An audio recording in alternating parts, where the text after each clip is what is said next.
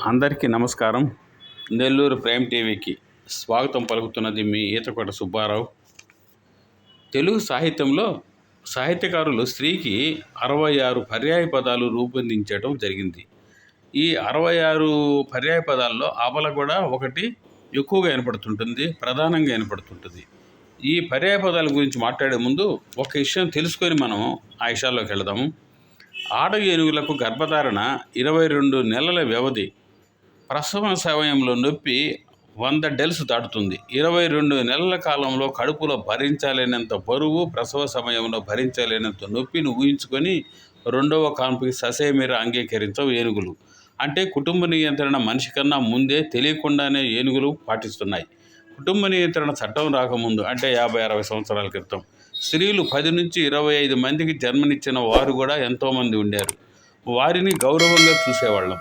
నోరు లేని జీవి అంటే ఏనుగు నొప్పికి భయపడి కుటుంబ నియంత్రణ పాటిస్తే మానవజాతి స్త్రీ 57 డెల్స్ నొప్పిని భరిస్తూ అన్ని కాన్పులను సంతోషంగా స్వీకరిస్తుంది.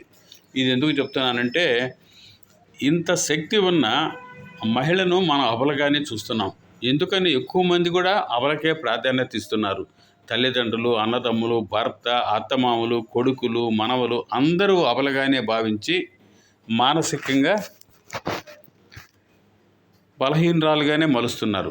వాస్తవంగా స్త్రీ శక్తి స్వరూపిణిగా చాలా పురాణాల్లో వివరించారు.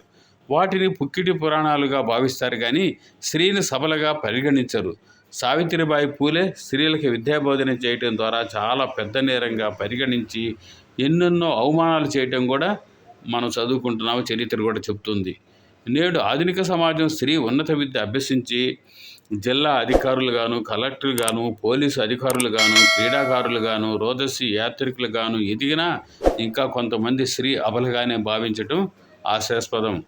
జంతుజాలంలోని జంతువులు, పక్షులు బిడ్డ తల్లులుగా మారినప్పుడు ఎంత రౌద్రంగాను శక్తి ప్రతిరూపాలుగా ప్రవర్తిస్తాయనేది అందరికీ తెలిసిందే. పిల్లల కోడి తన పిల్లల సంరక్షణలో గెద్దని ఎగిరెగిరి పోరాడుతుంది. కుక్కలను, పందులను కూడా చాలా రౌద్రంగా ఎదుర్కొంటుంది.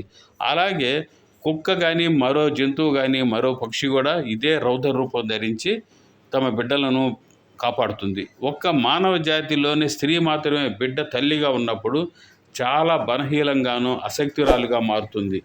స్త్రీకి కొంత వయసు వచ్చిన తర్వాత కొన్ని ఆభరణాలు ధరింపజేస్తారు. మట్టి గాజులు, కాళ్ళ గజ్జలు, మెడలో లాకెట్ గల చైన్ లాంటివి. అవి కేవలం అందాన్ని మాత్రమే కాదు, కానీ వాస్తవంగా అవి ఆత్మరక్షణకు ఉపయోగించబడే చిరు ఆయుధాలు కూడా. మట్టి గాజులు పగలు కొడితే పెద్ద ముక్కలు చురకత్తులుగాను, కాళ్ళ గజ్జలు ఒకదానికొకటి జతపరిచి గిరగిర తిప్పి కొడితే చెన్నాకోలగాను, డాలర్ గల బంగారు చైనును కూడా కొరడాగాను ఉపయోగించుకుంటే చిరు ఆయుధాలుగా మారుతాయి. ఇవే కాకుండా గోరింటాకు, నెయిల్ పాలిష్ పేరిట గోళ్లను పొడవుగా పెంచుకుంటుంటారు. ఆ 10 చేతి గోళ్ళు 10 చురకత్తులుగాను, నోటిలోని ముందున్న 16 దంతములు కూడా ఆయుధాలుగానే ఉపయోగపెట్టుకోవచ్చు. వీటన్నిటికన్నా అతి ప్రాధాన్యమైన ఆయుధాలు 2 మోకాళ్ళు. మోకాలితో ఆయువు పట్టు మీద గుద్దితే ఎంతటి కొమ్ములు తిరిగిన మగాడైనా చుట్టుకొని విలవెల్లాడిసిందే. ఈ చిరు ఆయుధాల గురించి వివరంగా తెలియపరిస్తే ప్రతి స్త్రీ కూడా శక్తి స్వరూపిణిగా మారి అబలను కాను అని నిరూపించుకుంటుంది. కుస్తీ, కిక్ బాక్సింగు, కరాటే, కుంగ్ఫు నేర్చుకుని ఎంతోమంది మహిళలు తమ ప్రతిభను చూపి ప్రశంసలు కూడా అందుకున్నారు. దూరాన్ని కొలిచేందుకు కిలోమీటర్లు, బరువును కొలిచేందుకు కిలోగ్రాములు, ఉష్ణోగ్రతను కొలిచేందుకు ఫారెన్ హీట్ డిగ్రీలు ఉన్నాయి. నొప్పిని కొలిచేందుకు కూడా డెల్స్ ఉన్నాయి. మగవాడు నొప్పిని కేవలం 45 డెల్స్ని మాత్రమే భరించగలడు.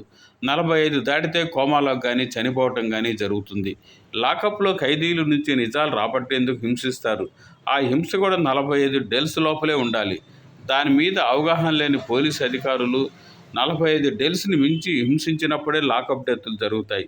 అవగాహన కలిగిన వాళ్ళు 45లో హింసించినా నిజాలు రాబట్టుకోలేకపోతే హింసను ప్రక్క రోజుకు వాయిదా వేసుకుంటారు. అలాగే స్త్రీ ప్రసవ వేదనలో 57 డెల్స్ వరకు భరిస్తుంది. 57 దాటితే అపస్మారక స్థితి కానీ, మరణం కానీ సంభవిస్తుంది. నొప్పిని భరించే విషయంలో పురుషుడి కన్నా స్త్రీ 12 డెల్స్ ఆధిక్యతలో ఉంటుంది. స్త్రీకి ప్రతి కాన్పు పునర్జన్మతో సమానమే. అయినా సంతోషంగా కాన్పు కొరకు పరితపిస్తుంది. ఈ విషయంలో స్త్రీ సబల, పురుషుడే అబలగా పరిగణించవచ్చును. ఇవన్నీ ఎందుకు చెప్తున్నాము అంటే, ఈ స్త్రీకి ఉన్న పర్యాయ పదాల్లో 66 పర్యాయ పదాల్లో 65కి కుదిస్తే మంచిది. ఎందుకంటే అబల అనే పదాన్ని తొలగించాలా అనేది కూడా చాలామంది చెబుతూ ఉంటారు, మనం వింటూ ఉంటాం. ముఖ్యంగా సాహిత్యంలో ఈ 66 పదాలు స్త్రీకి ఉండి ఒక అబల అనే పదమే వారికి ఇబ్బంది కలిగించే పదంగా కూడా మనం వింటూ ఉంటాం. కాబట్టి ఈ స్త్రీ పర్యాయ పదాలు తొలగించాలని ఈ సమాచార సేకరణలో నాకు సహకరించిన కూడా లైన్ వైవి సుబ్బారావు గారికి కూడా ధన్యవాదాలతో, నెల్లూరు ప్రైమ్ టీవీకి సబ్స్క్రైబ్ చేయండి, షేర్ చేయండి, మిత్రులతో పాటు ముందుకు తీసుకెళ్ళండి. నమస్తే, మీ ఈతకోట సుబ్బారావు.